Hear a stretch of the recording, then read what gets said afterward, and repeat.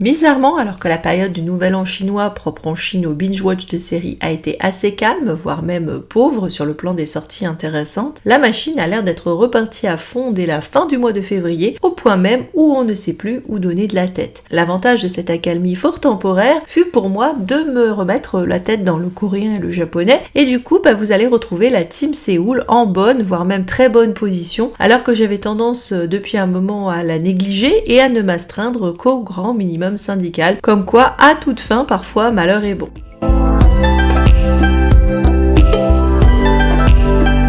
Bonjour, bienvenue sur Décalé. Le programme est assez lourd, donc trêve de blabla, c'est parti, les tops. La preuve à mon préambule, aucun drama chinois dans les tops ce mois-ci, et pour la première fois, une série sur Amazon Prime avec Marry My Husband. La seconde chance revancharde a visiblement le vent en poupe, car après en avoir consommé quelques-unes chez les Chinois, souvent d'ailleurs en mode historique, comme Lost Track of Time ou What's Wrong with My Princess, je vais vous proposer 2 dramas modernes coréens sur ce thème ce mois-ci. Franchement, ce genre de sujet un chouïa surnaturel est toujours un régal quand il est bien fait, car c'est toujours jubilatoire de voir la nana damer le pion au vilain Jojo qui lui avait fucké sa première life. Généralement comptez un bâtard, une bitch au minimum et une belle doge quand vous avez le brelan gagnant. En sachant qu'on a parfois aussi la famille de la nana qui y passe, et ce sera partiellement le cas ici, où la fille a hérité d'une mère de l'horreur, ce qui n'est pas la partie d'ailleurs la plus réussie du drama. Malgré une fin plus faiblarde, cette série est de très grande qualité au niveau de sa production, avec un cast d'acteurs tous impeccables. On part ici sur une adaptation de manga où une secrétaire effacée et autrefois harcelée à l'école découvre en plein milieu de son cancer en phase terminale que son bon à rien de mari la trompe avec sa meilleure amie et pire encore calcule joyeusement sur l'assurance vie qu'ils ont contractée sur sa tête. Pendant son altercation avec le duo infernal, Bichette se fait bousculer contre une table basse et décède, mais se réveille miraculeusement 10 ans plus tôt grâce à l'interférence de son papa décédé qui veille sur elle, avec la possibilité donc de changer de destin. Bichette va donc partir en mode ça va chier, et on est là pour ça, avec le problème pour elle que le cours du destin doit arriver. Parviendra-t-elle à refiler son mauvais karma à sa saloperie de copine?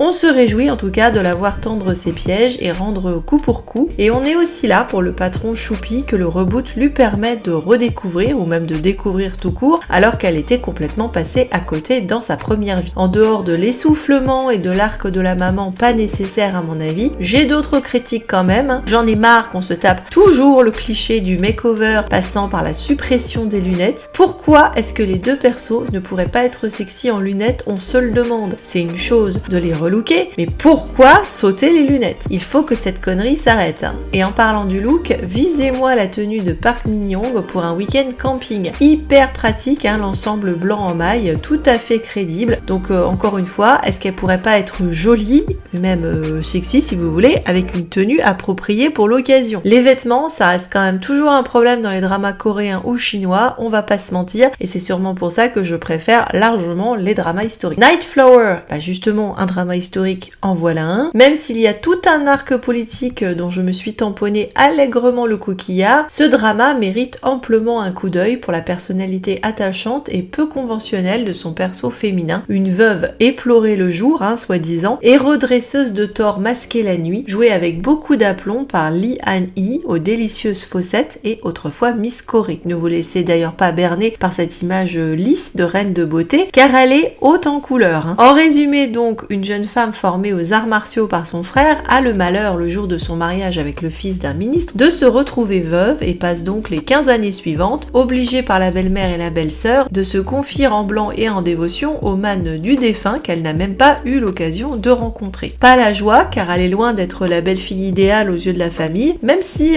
beau papa a l'air gentil, mais heureusement elle a à ses côtés une jeune fille qui lui sert de servante et qu'elle a pris sous son aile, et surtout ses activités nocturnes où elle se prête à secourir les petites gens et sortir de sa séquestration de veuve vertueuse. Or un soir, elle va croiser un agent de police avec une identité secrète, tant qu'à faire, promis par un prince héritier, et ces deux-là vont se choucrouter s'entraider joyeusement en mode policier et voleur avant de faire équipe pour démanteler une bande de comploteurs et de fonctionnaires ripoux. Il y aura bien d'autres complications et même si c'est du slow burn vraiment très slow, c'est bien réussi. L'alchimie fonctionne du feu de Dieu pour ce couple très nouna. Catégorie pur crack. Ah oui, je vais introduire cette catégorie, c'était nécessaire ce mois-ci parce que même si on n'avait pas de top chez les Chinois, on a eu une flopée de mini-dramas qui, même s'ils ne sont pas des productions exceptionnelles, sont du genre que tu vas te binge-watcher sous la couette en une soirée, tellement c'est du crack pur et dur, et quand tu dois attendre les épisodes, t'es au bout de ta vie. C'est ce qu'on pourrait appeler du porno pour nana, soyons honnêtes, allons-y franchement, tellement ça fait appel à tous tes plus bas instincts de romance, avec en plus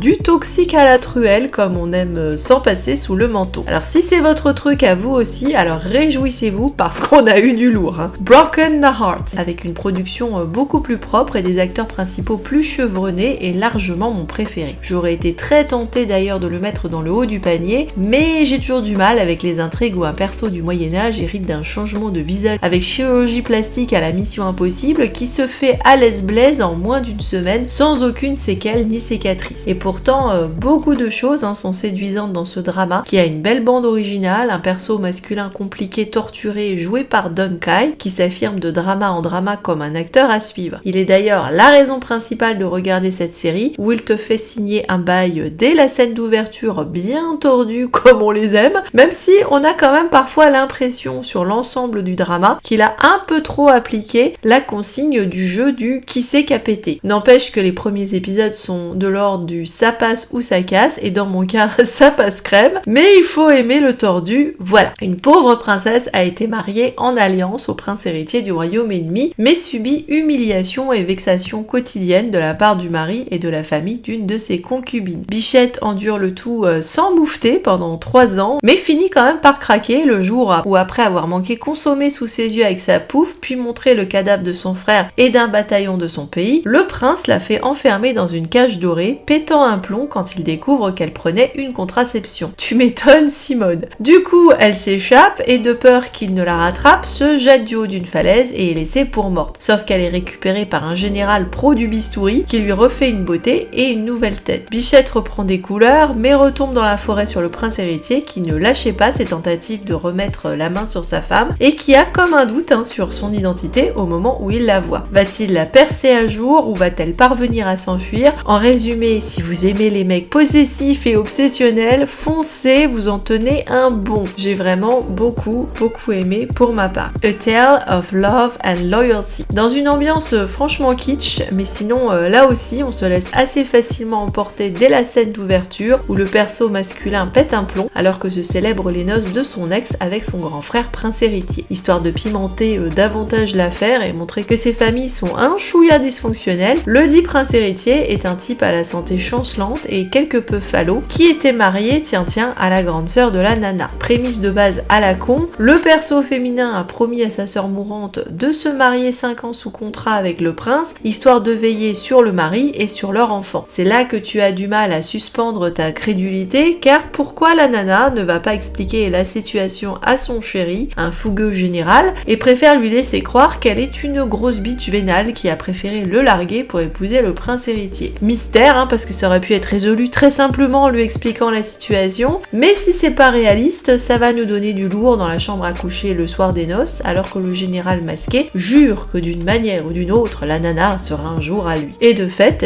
5 ans plus tard, alors que le prince est devenu empereur, une bande de rebelles vient assiéger la cour et aux abois, Bichette appelle au secours le général en lui promettant tout ce qu'il voudra.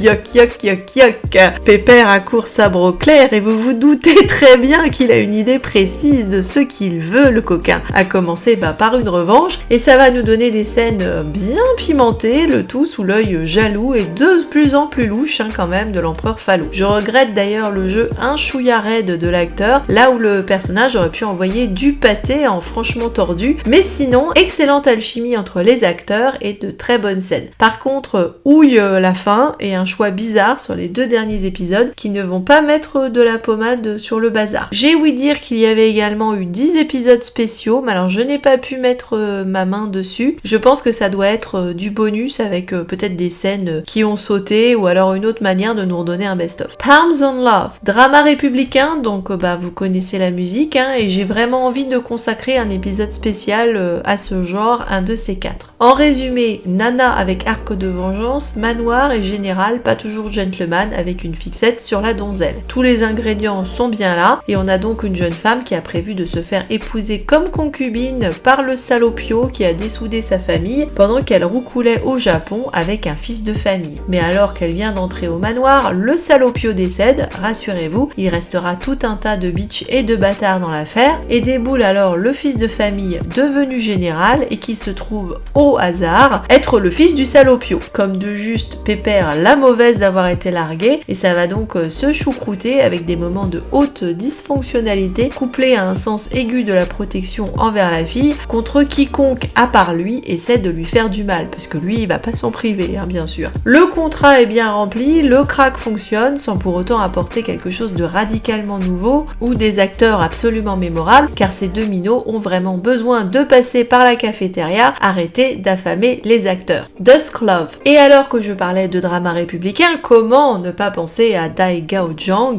le héros torse-poil de Maid's Revenge, l'empereur du genre même, on peut dire, dans la catégorie Lady Porn, et donc rebelote, on peut toujours compter sur cet acteur pour nous donner des scènes bougrement performantes et putaclic sur le plan du bisou sexy et du torse-poil de qualité pour toutes les occasions. On est ici sur un drama moderne, dans le format boîte rivale, où la patronne et designeuse d'une marque de mode doit se marier because, et comme elle en a marre qu'on lui mette la pression, elle décide de s'arranger toute seule comme une grande un contrat avec un mannequin physiquement intelligent. Elle arrange donc toute une petite mise en scène, mais la roseuse va vite se retrouver arrosée, car le godeluro qu'elle a retenu est le patron de la grande boîte rivale à sa famille, et comme Pépère a flashé sur elle depuis le bahut, on a une amnésie de la part de la fille après trauma, il a manigancé tout un stratagème de son côté pour sauter sur la fille et sur l'occasion. Dans l'ombre, une bitch bien sûr, et un serpent à lunettes qui convoite la donzelle, plein de moments propices à déshabiller Dai Gaojiang et faire monter le rouge aux joues de la nana qui croit tirer toutes les ficelles alors qu'elle se fait balader. Encore une fois, c'est efficace dans le genre si on cherche ce genre. Je vais râler sur 2 trucs quand même. Dans le cas du mec, on frôle l'alcoolisme vu sa propension à systématiquement noyer ses chagrins, mais vu la gueule du pinard, c'est vrai qu'il n'y a pas trop de risques, ce qui m'amène à la râlerie numéro 2. Arrêtez de nous faire croire que le jus de framboise ou le sirop de grenadine qui est dans le verre des acteurs est du pinard. Sérieusement, il y a des alternatives plus crédibles que ces trucs qu'on voit à l'écran et qui ne marchent pas du tout. On continue avec The Secret Life of My Secretary. Drama coréen avec le classique patron psychorigide à baffer qui use ses secrétaires depuis qu'il a été trahi par une et qui se retrouve avec un rayon de soleil à lunettes vilain petit canard soi-disant qui devient son nouveau souffre-douleur parce que Mémère a des factures à payer. Mais un soir, le boss impitoyable échappe à une tentative d'assassinat, non sans faire une chute au préalable qui va affecter sa capacité à reconnaître les visages, hormis celui de sa secrétaire lorsqu'elle porte son sempiternel cardigan rouge. Le patron fragilisé décide donc de la garder près de lui un max et essaie de donner le change afin de ne pas perdre la direction de l'entreprise familiale empatouillée dans tes habituels conflits de succession et qui au passage essaie également de lui arranger un mariage avec une pain-bêche. Hasard, la secrétaire avait travaillé pour la pain-bêche et cette dernière, pas non plus emballée à l'idée d'un mariage arrangé, lui demande donc incidemment de prendre sa place lors du premier encart avec le patron. Relookée comme Cendrillon, la fille accepte et alléchée au départ à l'idée d'un gueuleton à l'œil, se retrouve face à un nouvel homme surprenamment charmeur et prévenant et qui, du fait de sa maladie, ne la reconnaît pas. Comme elle lui a plu et comme elle se prend de plus en plus au jeu, la voilà donc contrainte d'endosser une double identité et se prêter à la comédie des erreurs alors que l'armure du patron se fissure de plus en plus. Aucune surprise particulière et le couple 2 est bien. A Lucid Dream. Idée de départ originale, bien qu'on en ait eu un similaire avec Love Script il y a 4 ans, soit la production élaborée de faux voyages dans le temps à des fins de thérapie. Il y a quand même plus simple et moins onéreux. Donc ici, une jeune femme a l'air de se prendre pour une réincarnation de princesse qui serait morte noyée en tombant depuis un pont alors qu'elle fuyait des noces arrangées en compagnie de son amant général. Son père, producteur de films, arrange donc, après sa chute dans l'eau, un plan Big Brother dans les temps anciens avec la complicité d'une équipe de psychologues et une bande d'acteurs. Le mec principal, un médecin, s'est prêté au jeu car il recherche la fille depuis son enfance quand elle lui a sauvé les miches lors de l'incendie de leur camp de vacances. Je n'en dirai pas plus car cette série repose sur une série de twists, ma foi, pas mauvais du tout. Perfect Marriage Revenge. Quasiment le même scénario que Marry My Husband avec une bichette laissée pour compte par sa famille adoptive et qui découvre que son mari, qui est son ami depuis l'enfance, l'a épousé faute de mieux alors qu'il craque depuis toujours pour la petite sœur qui est une pestouille. Bibiche meurt dans un accident de voiture mais patatras remet le couvert en mode reboot et pour conjurer le sort intrigue pour se maquer cette fois avec un autre larron, un boss physiquement intelligent qui devait se maquer avec la fameuse petite sœur mais qui visiblement avait le béguin pour elle. En dehors du fait qu'elle peut corriger le tir et prendre sa revanche sur le mari et la famille adoptive, ce qui explique le titre dont on irrite, elle va aussi pouvoir réaliser ses propres ambitions autour de ses talents de peintre et découvrir une relation bien sympatoche avec le patron, joué par le sexy Sung-hoon de Noble My Love. De très bonnes scènes, même si je déplore que le sexy aille décrescendo à partir de la consommation. Marry Me, My Evil Lord. Ce mini-drama est adorable, même si la notion de Evil Lord est franchement abusée, vu qu'il est joué par le choupi tout plein Ma Hao-dong. En tout cas, c'est bourré de charme sur un projet officier concurrent sur une enquête, se retrouve à faire équipe, un classique et ça marche très bien. On retrouve aussi dans cette série l'ingrédient magique du faux eunuque, en tout cas magique pour moi, que vraiment j'aime bien, comme le savent celles et ceux qui ont vu ma critique de Unchained Love, avec d'ailleurs une intrigue similaire pour le perso masculin dans son arc personnel. Ce divertissant et pas prise de tête. Estranged, Fall in Love. Il y a des choses intéressantes dans ce mini-drama avec un acteur qui rappelle beaucoup Luo Zhang d'ailleurs dans son physique et qu'on voit de plus en plus en ce moment. Mais il faut savoir qu'il y a une suite qui est sortie récemment et dont je parlerai le mois prochain et qui, on peut l'espérer, aura une issue plus heureuse parce que là, ça craint du boudin dès le premier épisode et ça craint du boudin au dernier. Ça commence très fort avec une répudiation de femme enceinte contrainte d'accoucher au milieu de nulle part et dont le bébé se fait tout de suite zigouiller alors que le prince héritier vilaineux Scrush veut essayer de se récupérer la nana qui du coup se suicide. Fort mari de la situation, le mari justement qui avait répudié son épouse pour normalement la protéger, c'est toujours un plan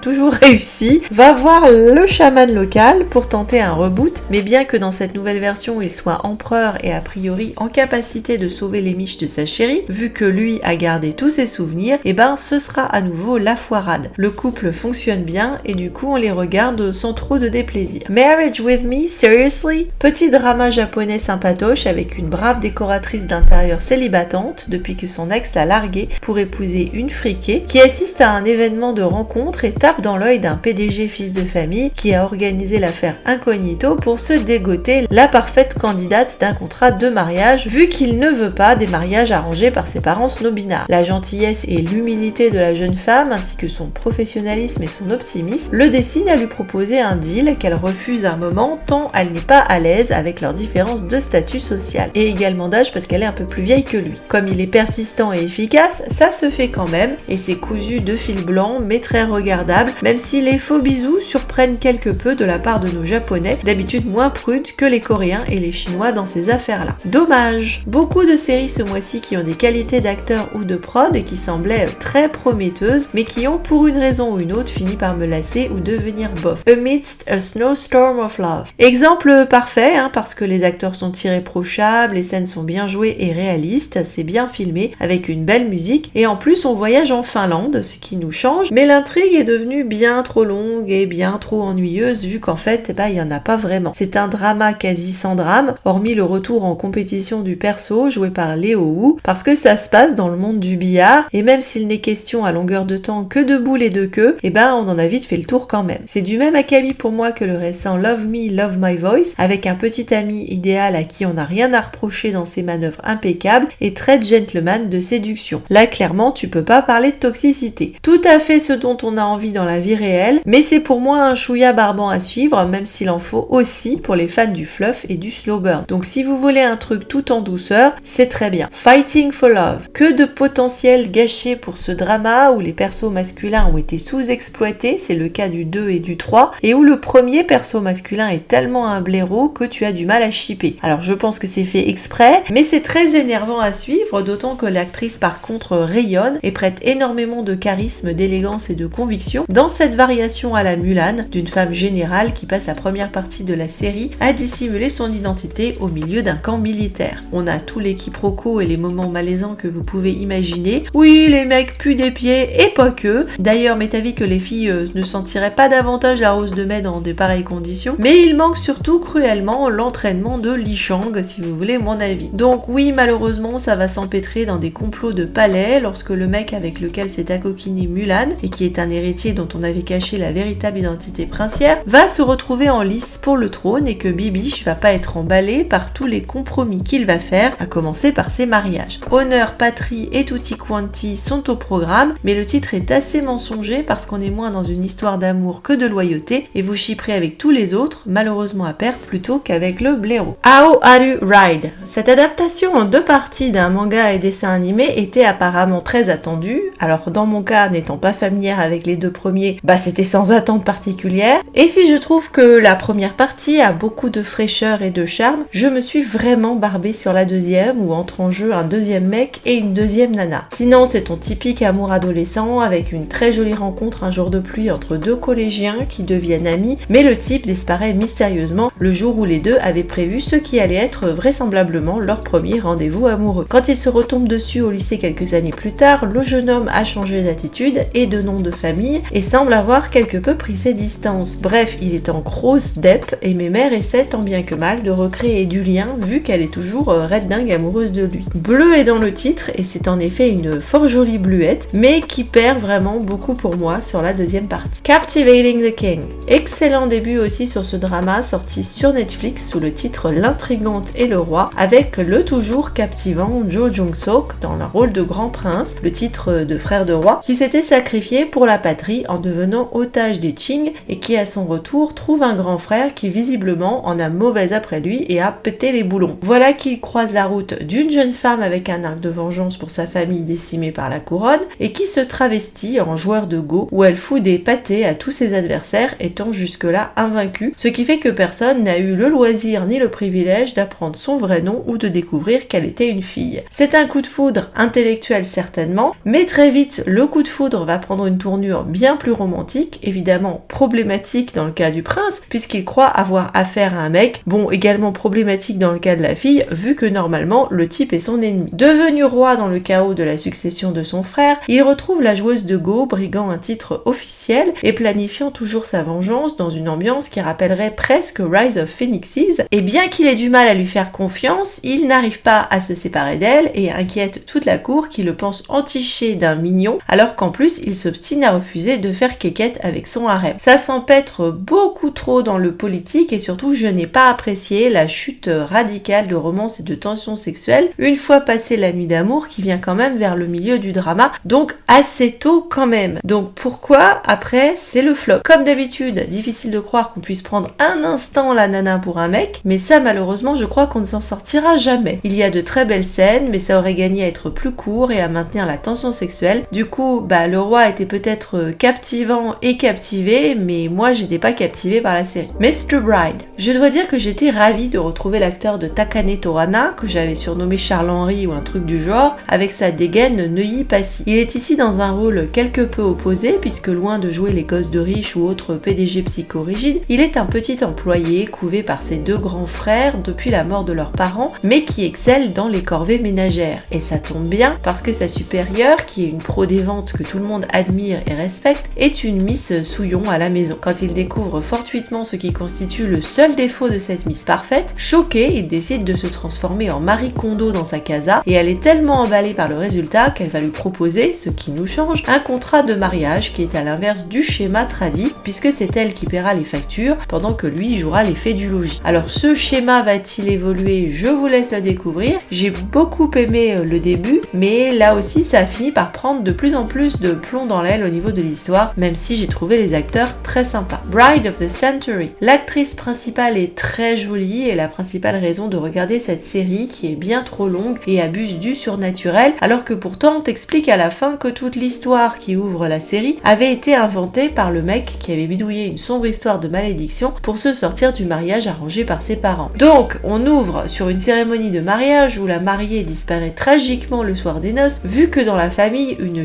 vilaine malédiction, la fameuse, voudrait que la première épouse du fils héritier meure. Des années plus tard, la famille de la fiancée du fils de cette famille de la loose organise donc, afin de conjurer le sort, le fait de trouver une doublure en la personne d'un parfait sosie, état typique fille pauvre, travailleuse et rayon de soleil. Le fiancé en question est infect, on peut pas dire autrement, mais évidemment, la jolie personnalité de la jeune femme va la voir à l'usure et le voilà tombé réellement amoureux jusqu'à ce que d'un coup il prenne connaissance de la malédiction et ne décide donc, pour épargner sa belle, de la traiter comme il était a priori conditionné pour, c'est-à-dire comme le bâtard qu'il est. Twist en tout genre, bitcherie, malentendu, faux semblant au programme, et si le début est bien dans le genre ennemi à amant, et ben encore une fois, ça traîne beaucoup trop et il y a trop de mélo, sans oublier le frère de la vraie fiancée qui tombe amoureux du sosie, ce qui quand même est un peu gloops, parce que même si c'est pas sa sœur biologique, c'est quand même un peu tordu à imaginer qu'il tombe amoureux du sosie de sa sœur. Les flops, il y en a 2 pour moi. The Sweet Trap. Il faut arrêter de mettre le mot piège partout les gars, quand en l'occurrence il n'y a pas vraiment de piège. Pour le coup, c'est moi qui me sens piégée sur la marchandise, parce que forcément avec un titre pareil, je m'attends à un type complotant et magouillant à la Well Intended Love, et au final,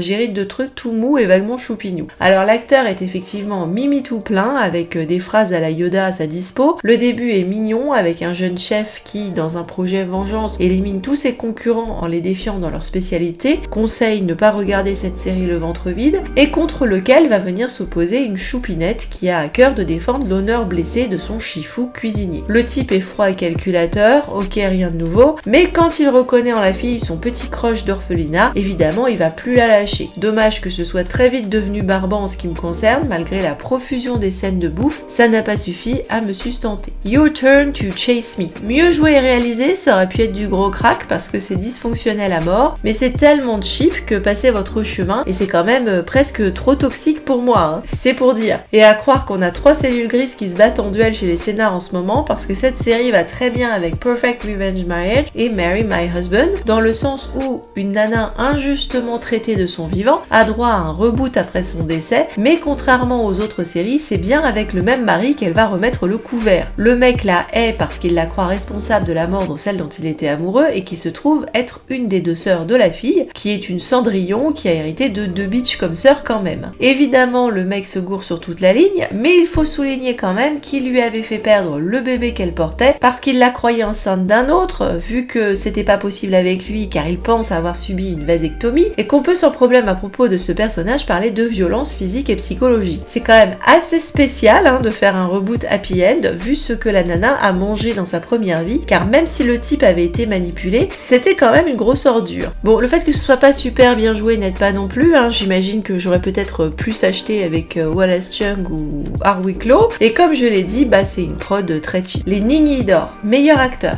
La Corée est encore en pole position ce mois-ci, vous pouvez vous y attendre, d'une part avec le très grand et très charmant Na In-woo, sur la peau duquel on tatouerait volontiers tout un tas de petits cœurs et de petits messages si on en avait l'occasion, dans sa composition de prétendant idéal. Et puis face à lui, le magistral et irrésistible Do Jong-sok, à qui la barbe sied très bien, je le note, et qui est convaincant dans son perso de prince complexe et torturé. Meilleure actrice. 2 héroïnes qui auraient pu faire équipe, avec d'un côté Lee Han-hee, que je ne connaissais pas du tout, et sa belle énergie pleine de malice dans Night Flower, et de l'autre Crystal Jung, elle aussi guerrière et justicière, mais plus à fleur de peau dans Fighting for Love. Meilleur acteur dans un second rôle, Lee Hee-kyung, qui campe un beau salaud dans Marry My Husband, un rôle ingrat certes, mais où il faut de la présence et de la conviction pour que ça soit intéressant et que ça donne du contraste au très parfait et irréprochable héros, et il a excellé de fait à camper les ordures du quotidien. Meilleure actrice dans un second rôle, du coup même punition pour Song Ha-yoon et son perso de meilleur ennemi bitch dans Marry My Husband, qui rappelle presque l'antagoniste de Jeune femme chercherait appartement avec sa fixation psychotique sur l'héroïne. Meilleure musique, il y avait des chansons sympas dans Marry My Evil Lord et Broken the Heart. Malheureusement, je n'ai pas pu dégoter les bandes originales, mais le thème qui restera du mois sera Love and Shine dans Amidst the Snowstorm of Love. Les chansons en anglais sont souvent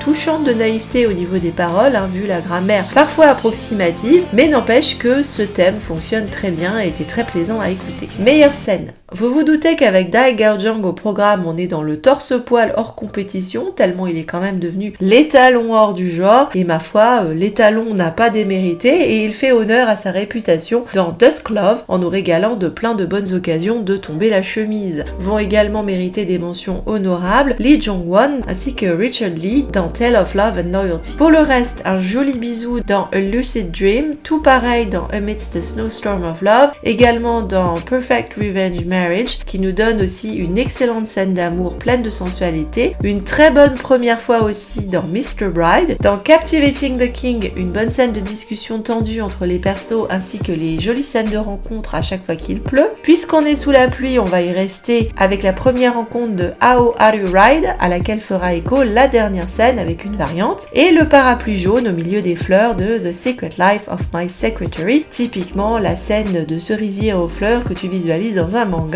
on va pas se mentir. Mais j'ajoute aussi dans cette série le lavage des mains fort sympatoche, qui aurait été à mon avis la meilleure campagne de pub possible pendant le Covid, hein. Tu as bien envie d'appuyer sur le pouce-mousse, ainsi que le moment où le groupe de filles bourrées part faire la fête au patron en mode Suicide Squad, tout ça pour se rendre compte à l'arrivée que préférait rentrer se coucher, hein, comme on les comprend. Je vais finir avec des moments de crack pur et dur, donc dans Dusk Love, une scène de baignoire bien haute comme je les aime, alors que le mec essaie de se rafraîchir les idées suite à la prise d'un aphrodisiaque. Je sais pas du tout ce qu'ils consomment le chinois, hein, mais c'est bougrement efficace et rapide, leur remède miracle. Hein. Et un baiser interrompu canapé, bougrement frustrant pour les persos, un peu pour nous, mais quand même bien sympa. Hein. Dans Tale of Love and Loyalty, l'intrusion du mec dans la nuit de noces, un déshabillage baignoire, je n'ai pas consacré un épisode spécial sur ce trope pour des nefles, et Chef Kiss tout particulier à la scène où le roi est en train de s'énerver derrière la porte, tandis que le mec à l'intérieur va plaquer la fille sur le bureau et essayer d'entreprendre de la faire passer à la casserole. Hein. La fille bien troublée par l'affaire, mais en même temps très consciente du mari pas loin et de l'enfant qui dort dans la pièce à côté. Un régal. La meilleure scène du mois restera l'ouverture de Broken Heart, même si elle est malheureusement de l'ordre du pur fantasme, puisqu'on découvrira plus tard que c'était un cauchemar du perso masculin. Alors en dehors du fait que ça aussi ça se passe dans une baignoire, je dois dire que cette scène avait suffi pour ma part à m'accrocher. C'est clairement